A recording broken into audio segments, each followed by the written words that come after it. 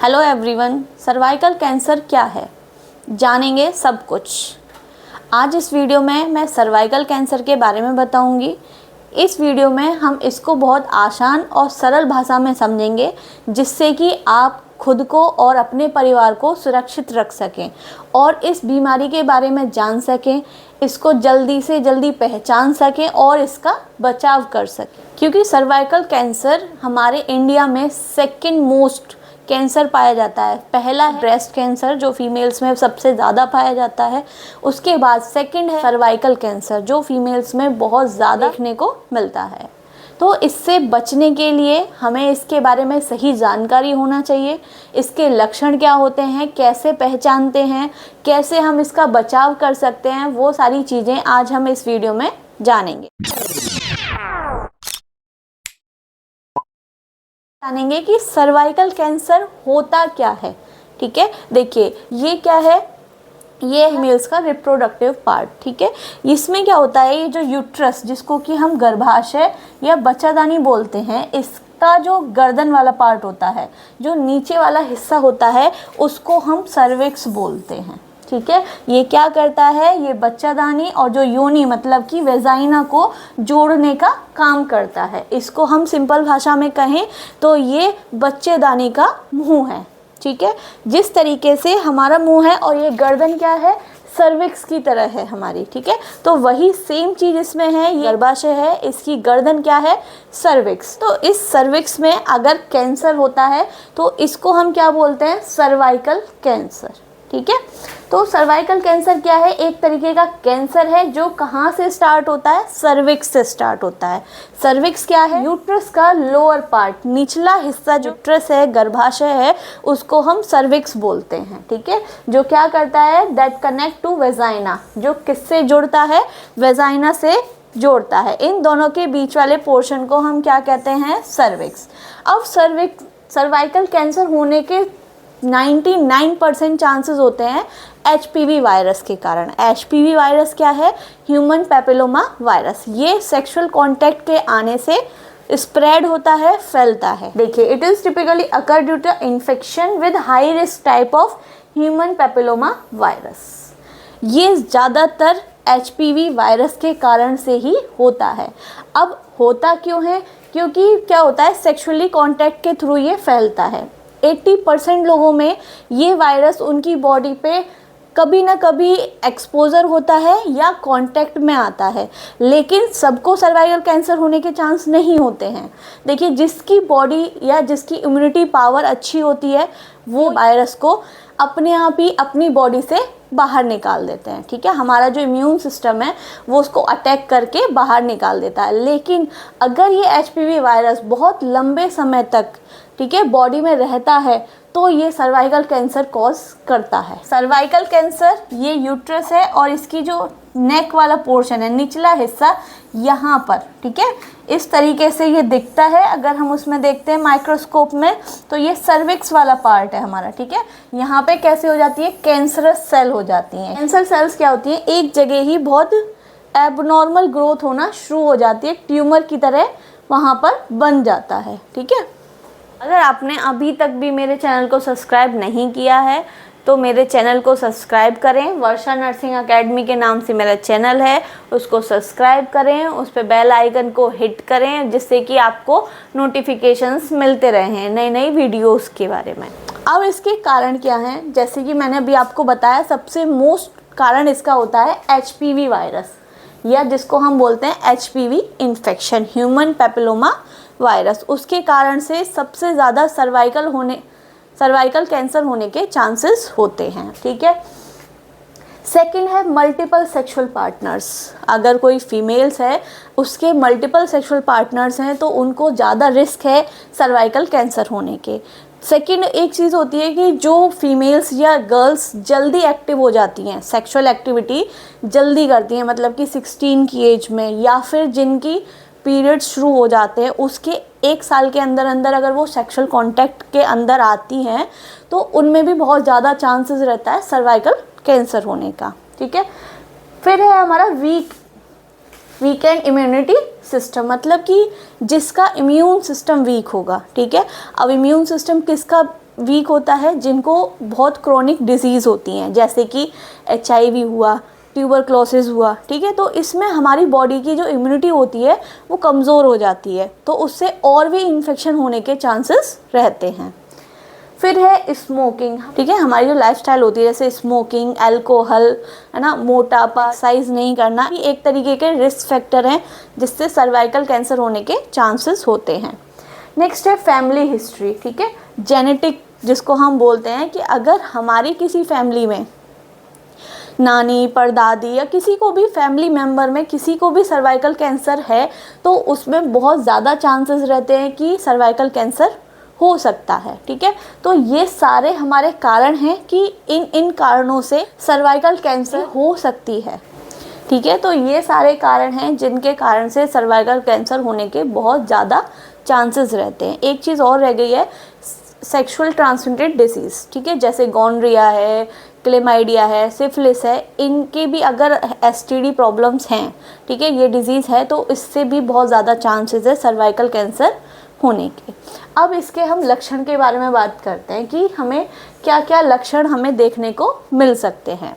देखिए, जब early stage होती है तो ऐसे कोई भी सिम्टम्स नहीं होते जिनको देखकर हम ये पता करें कि नहीं ये सर्वाइकल कैंसर के सिम्टम्स हैं या लक्षण हैं, ठीक है। बट जब काफ़ी स्टेज पे आ जाता है कैंसर, जब जाके हमें पता चलती है, तो इसके लिए हमें थोड़े लक्षणों पे ध्यान देना है और इसके जो बचाव होते हैं उन पे ज़्यादा ध्यान देना है। वो अभी मैं नेक्स्ट आपको बताऊंगी कि हमें अब में क्या क्या करना है, ठीक है। तो सबसे पहले लक्षण देख लेते हैं।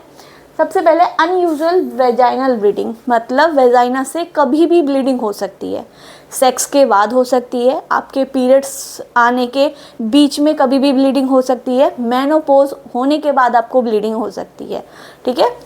मेनोपॉज मतलब कि जब आपकी माहवारी बंद हो जाती है, 40 से 45 साल की एज पे बंद होने के बाद भी आपको अगर ब्लीडिंग आ रही है तो ये एक लक्षण हो सकता है, ठीक है।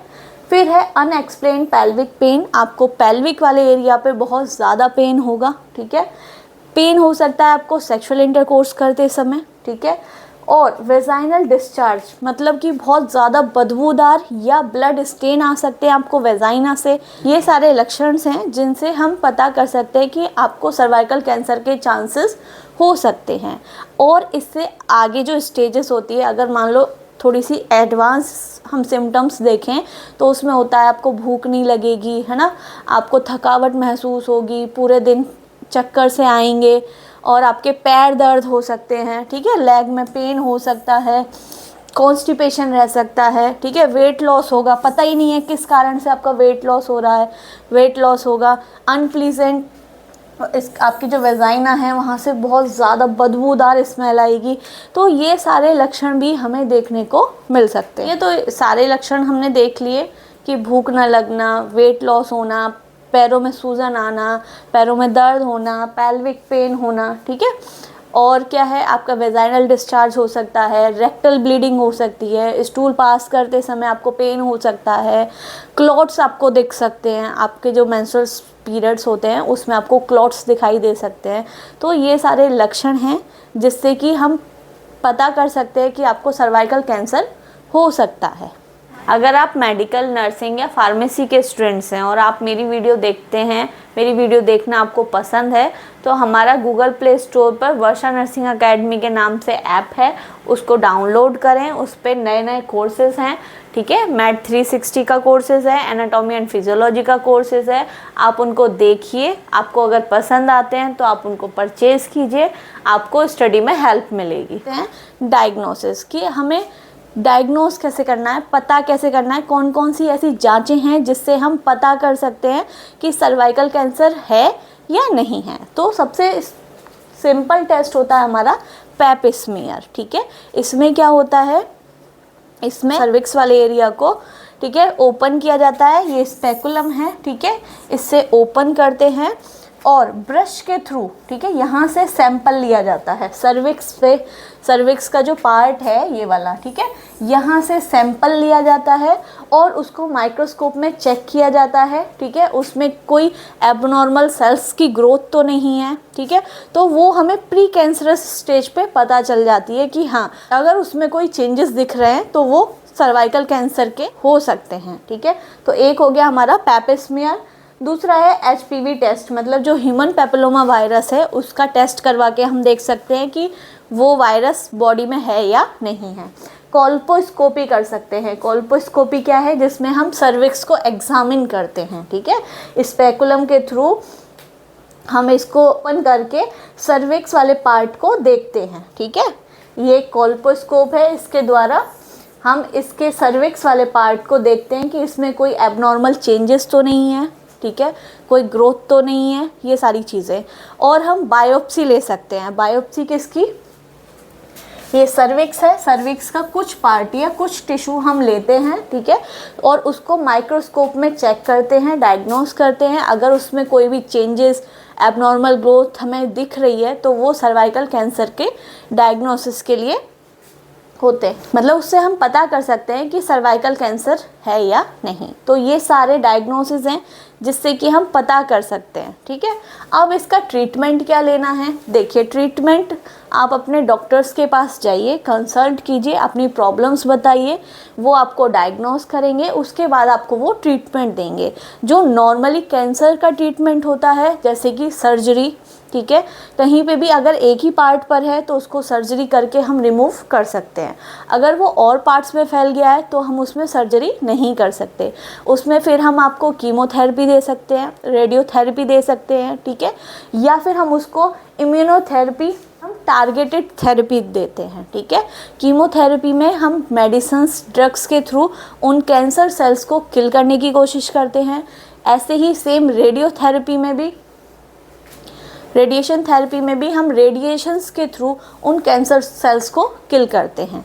और जो हमारी टारगेटेड थेरेपी है, मतलब कि ये हमारे इम्यून सिस्टम को बूस्ट करती हैं, ठीक है। अगर हमारी इम्यून सिस्टम ही स्ट्रॉन्ग होगी तो वो खुद हमारी जो कैंसर सेल्स हैं उनको अटैक करके किल कर सकती हैं, ठीक है। तो ये सारे हमारे क्या है, ट्रीटमेंट हैं बेस्ड कि आपकी रिपोर्ट्स क्या हैं, आपका डायग्नोसिस क्या है, उसके बेस पर, ठीक है। हम देखते हैं सबसे मेन पार्ट जो है वो है प्रिवेंशन, मतलब कि बचाव। हमें अगर लग रहा है तो हम इससे बचाव कैसे कर सकते हैं। सबसे पहले तो हमें HPV जो वैक्सीनेशन है उसका टीकाकरण करवाना चाहिए, ठीक है। क्यों, क्योंकि मेन रीज़न है सर्वाइकल कैंसर का HPV वायरस बॉडी के कांटेक्ट में आया। वो कैसे भी आ सकता है, सेक्सुअली कांटेक्ट के थ्रू, मल्टीपल पार्टनर्स के थ्रू, मतलब कभी भी ये सेक्सुअली कांटेक्ट से ही स्प्रेड होता है, ठीक है। तो अगर हम सेक्सुअली कांटेक्ट में आ रहे हैं तो उससे पहले हमें HPV वैक्सीन ज़रूर लगवानी चाहिए। अब ये कितनी एज तक लगवा सकते हैं, ये वैसे तो 9 साल से लेके 15 साल तक लड़कियों में लगना चाहिए। ये सेक्सुअली एक्टिव होने से पहले लगना चाहिए, लेकिन ऐसा कोई क्राइटेरिया नहीं है। 15 से 45 साल की एज में भी HPV वैक्सीन लगवा सकते हैं, ठीक है। तो ये बहुत ज़्यादा बचाव करेगा सर्वाइकल कैंसर होने से। सेकेंड है, हम रेगुलर बेसिस पे पैप स्मीयर करवाएं, ठीक है। जैसे ही 30s 40s की एज हो जाती है फीमेल्स की, तो उनको हर 3 साल में एक बार पैप स्मीयर कराना चाहिए। उससे अर्ली डायग्नोस होने के चांसेस रहते हैं। जितना जल्दी पता चलेगा उतना जल्दी उसका ट्रीटमेंट होगा। Practice safe sex. अगर आपका भाई सेक्स कर रहे हो या मल्टीपल पार्टनर्स के साथ सेक्स है तो आप कॉन्डम यूज़ कर सकते हो, सेफ सेक्स कर सकते हो। उससे भी हम सर्वाइकल कैंसर को प्रिवेंट कर सकते हैं। Quit smoking. अगर आप स्मोकिंग करते हो, अल्कोहल लेते हो, तो उसको क्विट कर दीजिए। अपनी जो लाइफस्टाइल है उसको हेल्दी बनाइए, ठीक है। अगर आपको ओबेसिटी है तो वेट लॉस कीजिए। ये सारी चीज़ें करके हम सर्वाइकल कैंसर से बचाव कर सकते हैं। और जितना जल्दी हो सके उतना जल्दी हमें डिटेक्ट कर लेना चाहिए और उसकी स्क्रीनिंग करनी चाहिए, मतलब कि डॉक्टर्स के पास जाना चाहिए, उनसे कंसल्ट करना चाहिए और अपनी परेशानियों को बताना चाहिए। जितना जल्दी आप इस चीज़ को जानेंगे तो उतना ही जल्दी आप कुछ स्टेप ले पाएंगे, डॉक्टर से कंसल्ट कर पाएंगे और खुद को और अपने परिवार को इस बीमारी से बचा सकेंगे।